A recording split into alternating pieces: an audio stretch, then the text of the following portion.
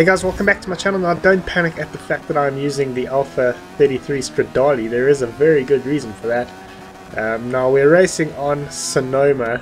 This is A class, and yeah, this is a track I really enjoy. I love Sonoma. Not my preferred layout. We're doing the one with a little chicane at the end, but still Sonoma is awesome, and I'm in a pretty good car for Sonoma. This tune in fact has top 10 times. I mean, the times I did in this race weren't exactly top 10 worthy, but anyway, it was still a race. So yeah, the reason I'm using this car is because, as you can tell on the back, I'm using it only for a video. And the reason I said that on the back is just in case someone was spectating me and was thinking, what the hell is this guy doing? He always goes on about leaderboard cars and lobbies, and yet here he is sitting in the most OP car in the game.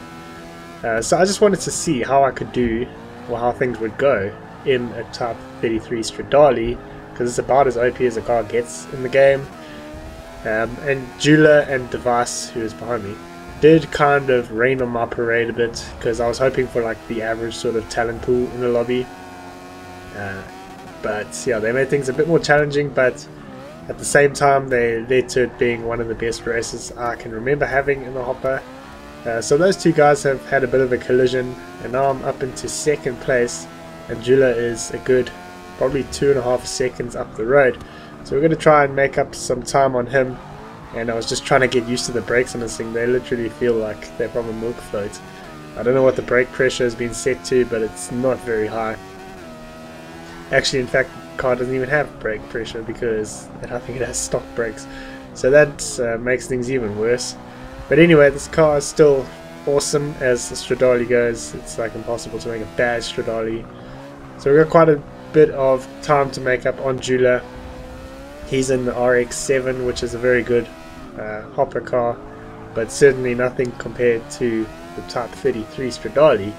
And behind me we've got Devise, who is in the Lotus 211, which just has so much grip for A class. It's about 6'4" handling. I've got about 6'1". I think Jeweler's got 6. So yeah, we got quite a bit of work to do, but this race is going to be completely unedited. We're going to get the whole race, because the whole process of catching up to Jeweler, or trying to, was quite nice, because I had quite a lot of open space and I could just really put the hammer down, and yeah, I still had a bit of pressure from Devise the whole way. So that was quite a nice sort of dynamic to the race. So we're coming to the end of lap 2 here, and we kind of just gotta hope that these brakes are going to work for me here. They kind of haven't. I've missed the apex, which means I'm going to be really slow through the second part of the chicane. And Jeweler is still maintaining his lead, so he's doing a very good job there. He actually managed to get the #1 time on the leaderboard in his division, or the division of the car. Yeah, so that was an incredible lap that he managed to put in a race, let alone for the division. So yeah, I was naturally a bit faster, well, thankfully a bit faster per lap, because I am in one of the most OP cars, and this tune is capable of top 10 times. Just not in my condition here, because my times were actually, when I looked at the leaderboard, my times were actually pretty rubbish. But I guess for a race they weren't too bad, and considering I never ever drive this car, it wasn't too bad. So we seem to have made up quite a bit of room on Jeweler here over this first sector of lap 3, and he has got slightly more straight line speed than I do. I've just got better off the line acceleration, and I'm remarkably faster through the corners. So we've definitely closed up the gap through the little hairpin there, and now coming through this S's section, this should be where it's going to benefit me, and behind me it's going to benefit Devise even better, because he doesn't have to lift or anything. He just goes flat out in that car, because that thing's handling is so good.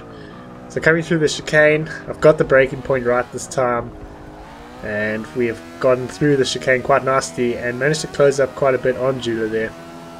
So with 1 lap to go, I'm going to really have to put in a really good performance here.